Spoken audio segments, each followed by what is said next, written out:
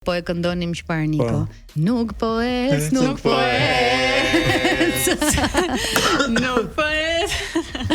Lela edhe nuk po ec se bëri aksident, edhe nuk ka ku vetë, po. Kemi një ngjarje, ka ndodhur diçka, se ne komentojmë dhe hapim tema debati në lidhje me atë që ndodh. Niko, mos më thuaj. Ditën e djeshme për shembull ishte Neda e ftuar dhe u fol shumë hapur për një emocion të saj, për një situatë që ndoshta nuk është dhe aq e thjesht për t'u ndarë në publik, por e foli, e ndau me të gjithë pjesën e divorcit të saj pas shumë vitesh lidhje me Ogrenin, me të cilin kanë edhe 3 fëmijë. Sigurisht që për Nedën është shumë e rëndësishme se si ndihen fëmijët për momentin, edhe 3 më zemra.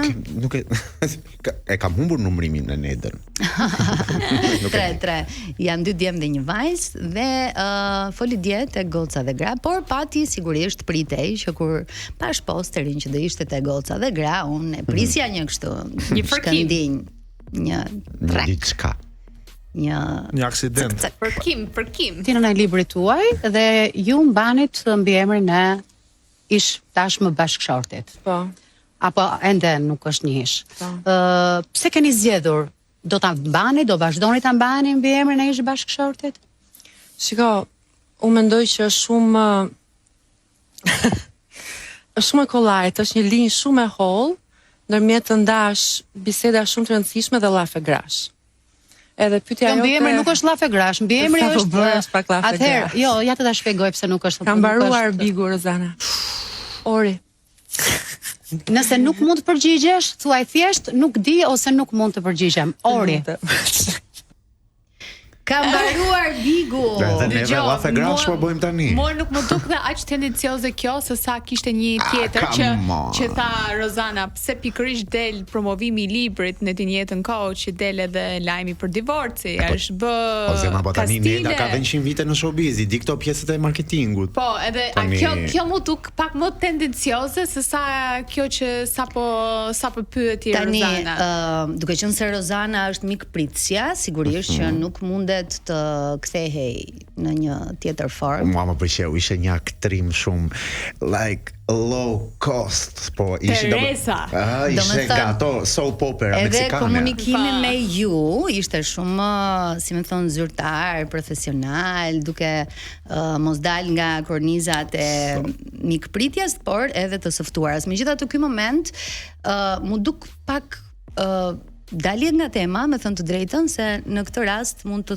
thuhej, nëse do isha unë në një situatë të tillë, fjala vjen dhe do më pyesin larg qoftë o Zot, se nuk e kam ndruar as mbi emrin, për këto raste kam mbajtur timin. Ke marrë emrin tënd? Por kam përshtypjen që është procedurë shumë e gjatë pjesa e ndryshimit të mbi emrit, domethënë edhe nuk ka pse. Pra edhe Tina Turner pas një divorci të bujshëm, mbajti gjithë jetën mbi emrin e Neda, by the way, si e ka mbi emrin e saj? Neda Karafili, po. Sepse ka qenë shumë e re kur u njoh me Ogrenin, edhe pjesë e Big Brother 3, më duket të 2 u lidhen aty dhe mbas 15 vitesh të lidhur dhe 10 vite martes, besoj që është shumë e vështirë që ti pastaj të krijosh një tjetër identitet edhe dion. Po besoj që janë procedura shumë serioze ato të ndryshimit të mbiemrit. Unë do marr mbiemrin e gruas për vete. Bravo ti. Po se Bello ngelen gjithë Bello im që na çon në vë. Ve hoxha 2 emrin e la. E ke ndar mendjen që ashtu do e ket bashkëshortja. Jo. Hoxha është shumë emër tipike, biemër tipike. Hoxha. Domethënë nga ky diskutim që u ndodhi dje në Goca dhe Krah, çfarë kuptua, domethënë? Që mbani mi emrin tuaj? Që ju lutem shmangni këtë gjën? Mos jam një punë asaj të gjendja civile. Që kjo dram do vazhdoj. Edhe mezi, po unë do doja të ishe një serial i vërtet. Dëgjoj, nga ana televizive ishte shumë e lezetshme. Nuk e di, e kam përjetuar. Që të them të vërtetën. U çova në atë moment se po e shifja në laptop.